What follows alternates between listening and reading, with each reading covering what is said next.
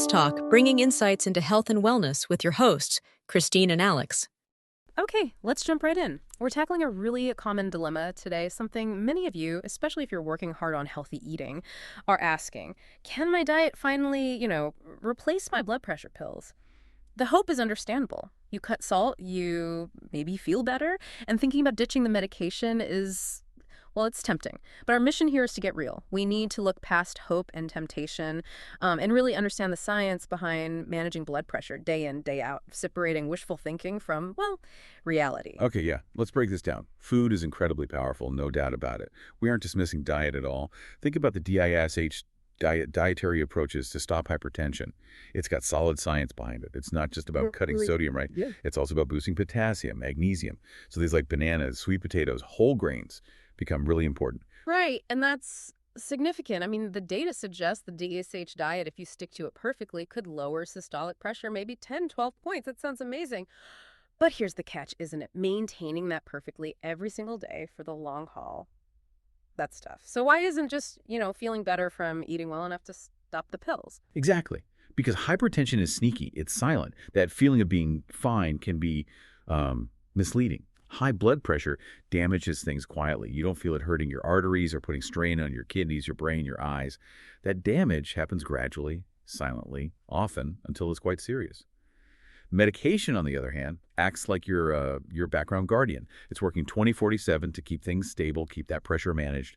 Diet alone, well, it fluctuates. Stress happens, you slip up a bit. Medication provides a constant baseline of protection that diet can't always guarantee minute to minute. Yeah. And the data is clear.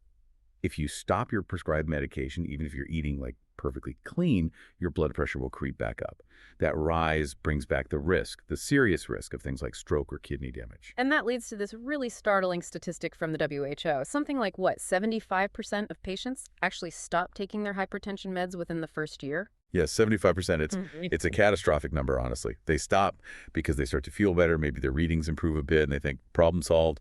But stopping the medication can increase your stroke risk by up to 4 times. 4 times. Wow. So that feeling of being okay is a dangerous illusion, really. It absolutely can be. It trades short-term feeling for potentially devastating long-term consequences. Okay, so forget this food versus pills idea then. Yeah. It's not a choice between the two. What's the real strategy we should be talking about? It's really about a partnership. Think of it like a triangle. Mm-hmm. For stable long-term management, you need all 3 sides working together constantly.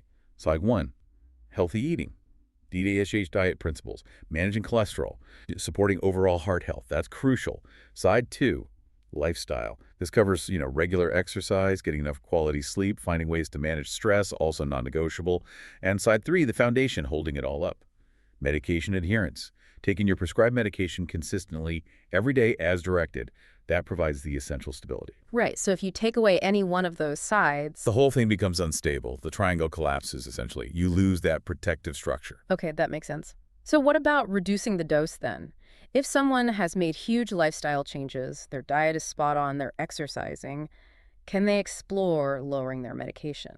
That's a conversation to have, but only, and I mean only, under strict medical supervision.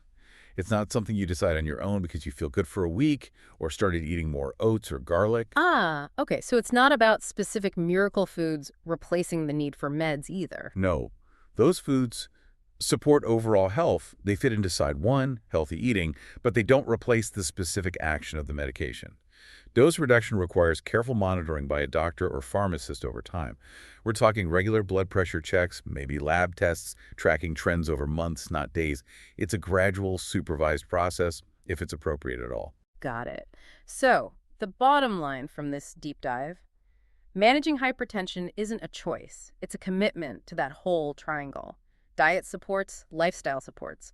But medication is often that essential piece ensuring daily stability. Consistency is everything. Exactly. It demands that long-term view.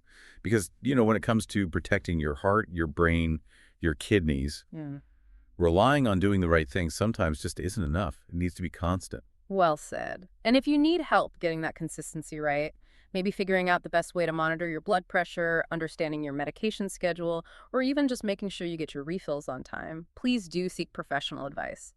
A great place to start is your local Alpro pharmacy. You can actually go in and talk directly with their pharmacist. They're trained to help with these consultations, offer regular BP checks, and support you in managing your medication effectively.